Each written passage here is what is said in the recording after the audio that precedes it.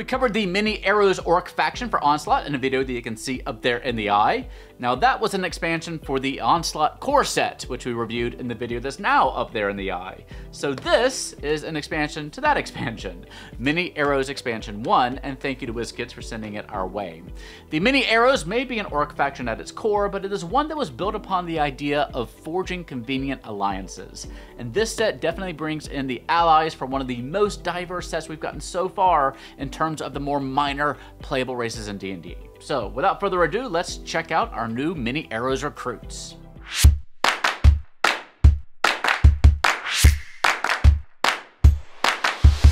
This video is brought to you by Hit Point Press and their animated reference cards. Stay tuned to the end of the video to learn how you can get a free 5e spell.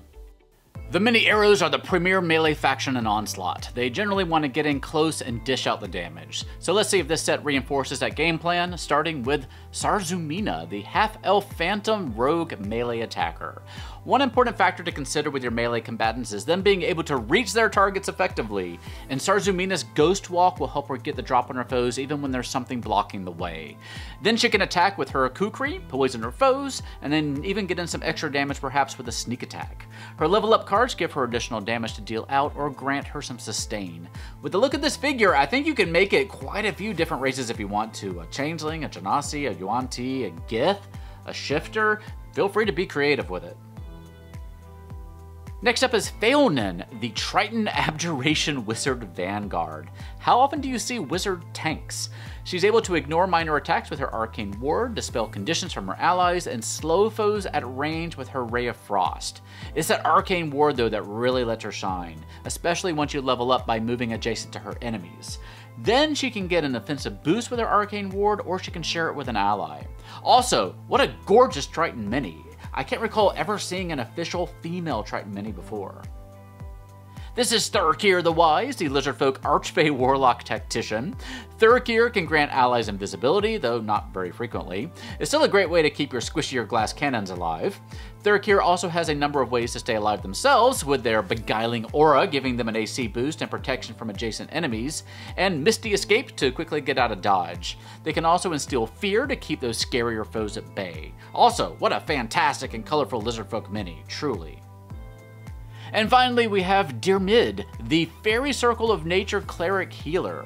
This has to be at least one of our very first PC-oriented fairy minis.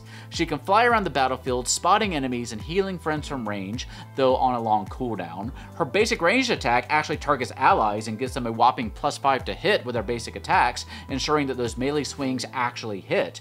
And she has some control as well with her Wind Barrier level up ability.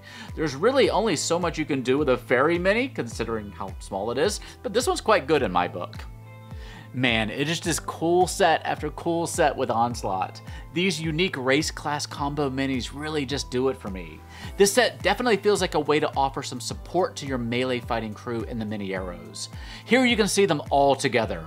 I don't know if they look like a cohesive faction, but I think in terms of minis, it might be my favorite faction. I still can't get over that Rockstar Goblin. Do keep in mind that if you're playing Onslaught, you won't be able to use these unless you get the main faction pack first.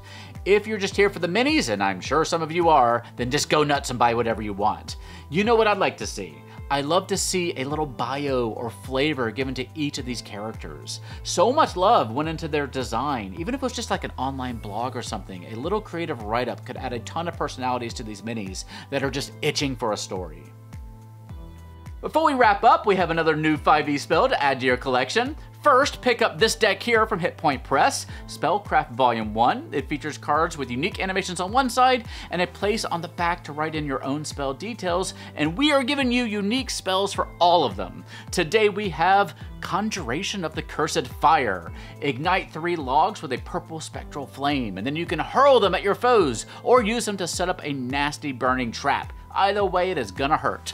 Pick up the deck today using our links in the corner of your screen up there or in the doohickey down below, and then download the spell over at gallantgoblin.com/spellcraft. And don't forget the Imperfect sale going on right now. You can get animated decks for just $10, which is an absolute steal. Check out those links below.